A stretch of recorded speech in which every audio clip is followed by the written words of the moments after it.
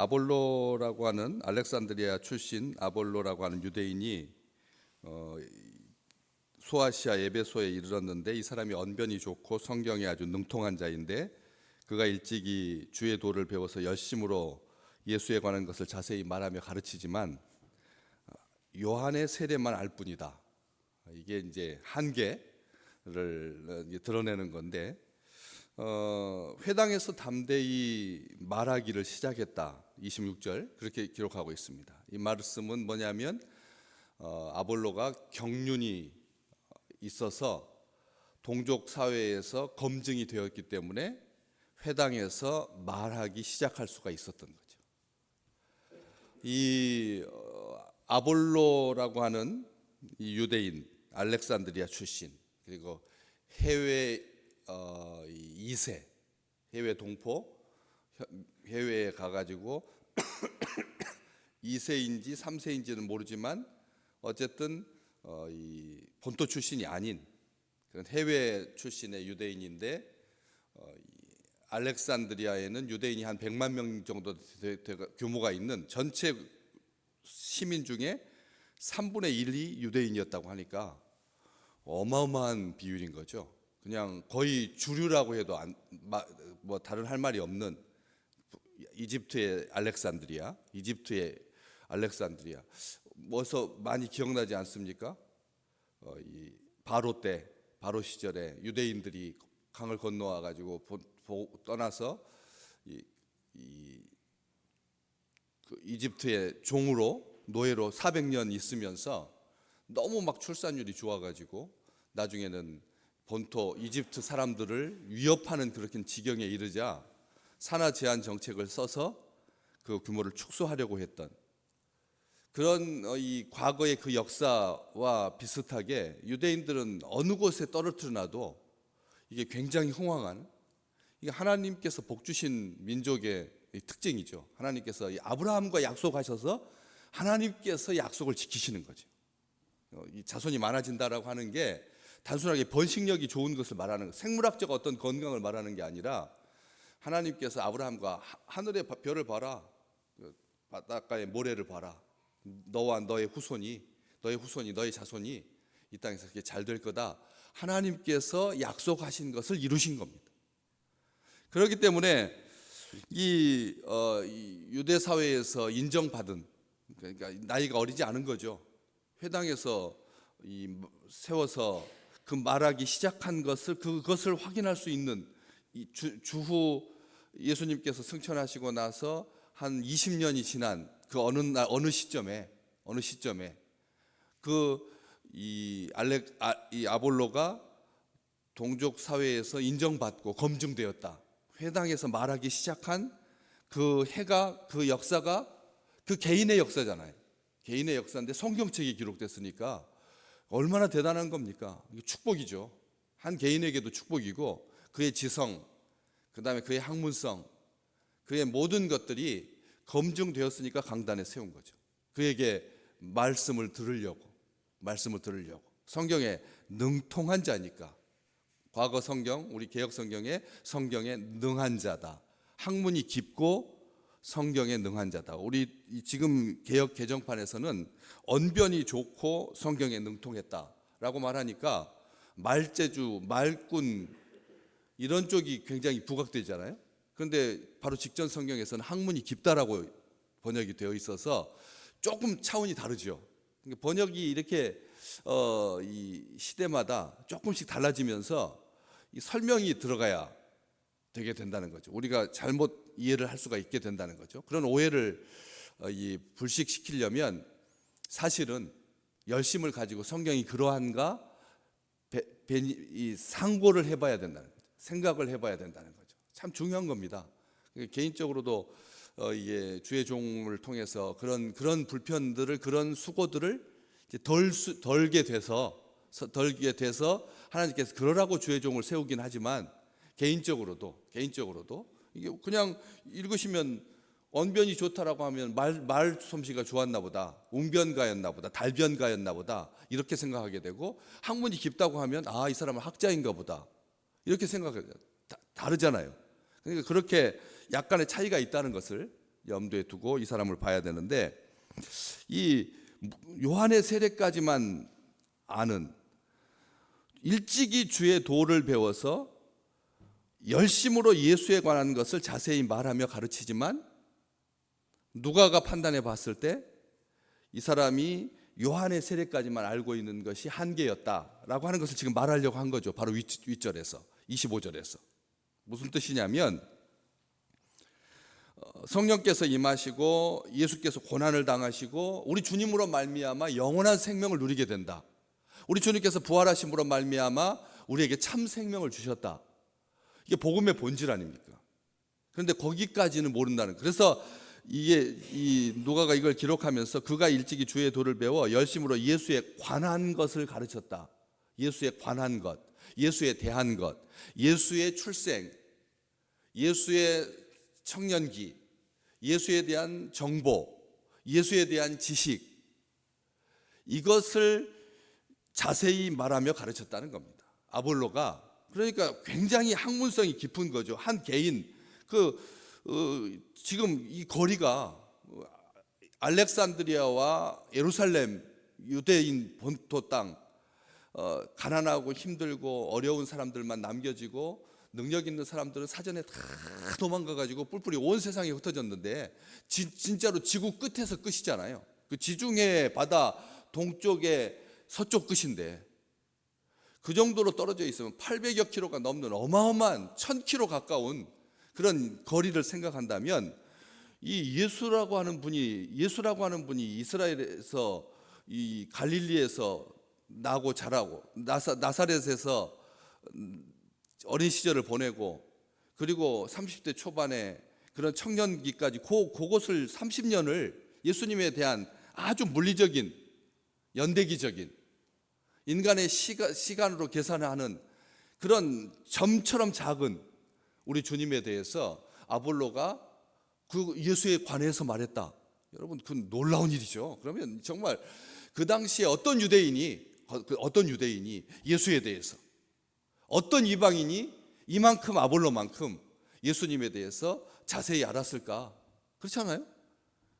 이 사도들도 예수님에 관한 어떤 정보에 대해서 제대로 잘 모르는데, 예수님의 제자들도 예수님 앞에서 예수님을 제대로 이해하지 못하고, 도마는 어땠습니까?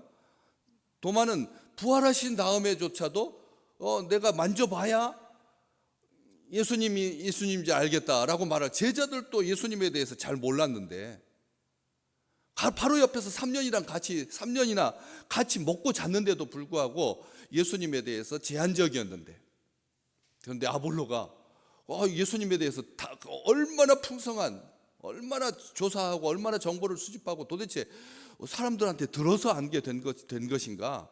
그게 아니다라고 하는 거죠. 놀라운 일입니다. 이 사람 복받은 사람인 거죠. 예수님에 대해서, 예수님에 관해서. 이게 이제 예수님께서 메시아이시고 오실 그리스도다, 오실 메시아이시고 그리스도다, 우리 주님이. 이렇게 이제 더 연결되는, 요한의 세례를 받고 나서부터 예수님의 이 공생의 기간, 예수님에게 초기에 이런 요한의 세례를 받았으니까, 요한으로부터 세례를 받았으니까 그 공생의 기간 동안 벌어졌던 그 많은 놀라운 이적들, 이런 것에 대해서 정확하게 더 알았으면 유대인의 회당에서 말하기 시작할 수 있었을까요? 예수님에 대해서 메시아이시다, 우리의 구세주가 되신다라고 하는 것을 동족 사회에서 말하기 시작했으면 유대인들이 그렇게 회당에서 아볼로가 말할 수 있도록 허용을 했겠느냐? 다시 말해 어떻습니까? 우리 하나님께서 거기까지, 이게 요한의 세례만 알 뿐인 그 정도까지도 하나님께서 그렇게 해서 아볼로가 동족 사회에서, 유대인의 회당에서 말하기 시작할 수 있도록 하나님께서 인도해 주신 거죠. 하나님께서 그렇게 계획하신 겁니다. 이게 하나님께서 계획하신 거라는 거죠. 그냥 그런 상태였는데 브리스길라와 아굴라가 텐트, 생업이 장막 짓는, 그래서 군용 텐트로 많이 그 당시에 수요가 폭발적으로 늘어나던 시점에 바울과 생업이 같아서 한 집에 거주하면서 같이 고린도에서 만났던 그 부부를 데리고 에베소에 도착해 가지고 그 에베소에서 브리스길라와 아글라가 듣고 데려다가 하나님의 도를 더 정확하게 풀어서 가르치게 되었다. 여기 보시는 것처럼 우리는 여기서 이제 보게 되는 거죠.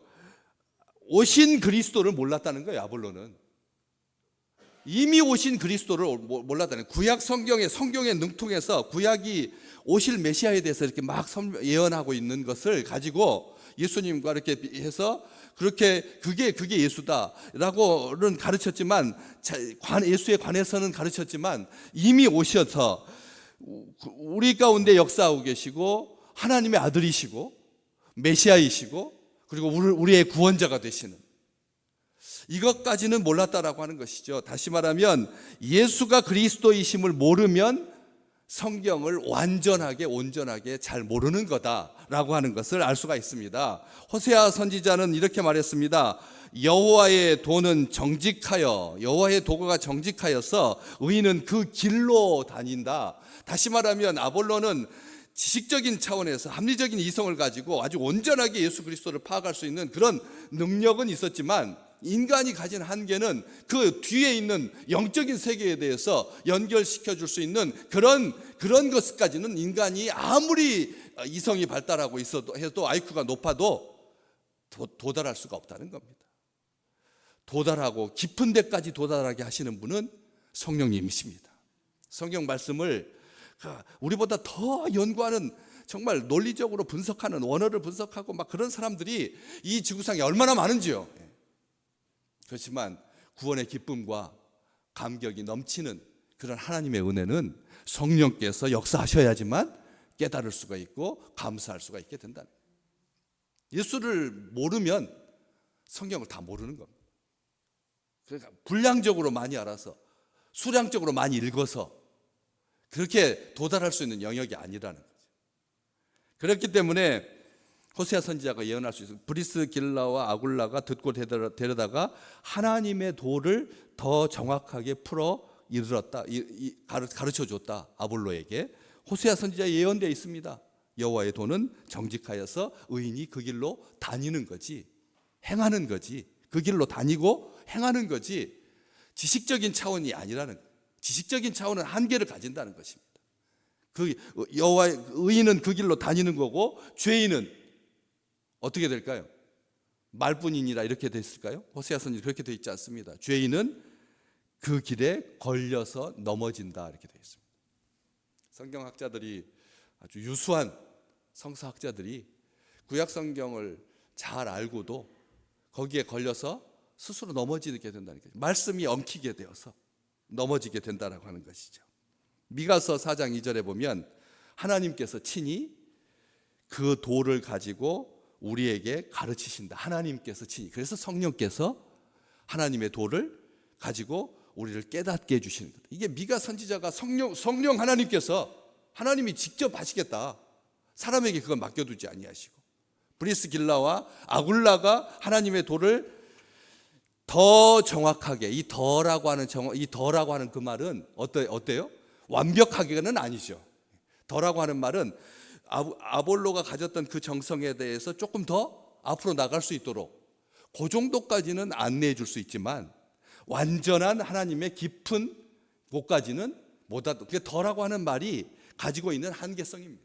그러니까 조금 더까지는 가능해도 깊은 데까지는 아니라고 하는 것이죠.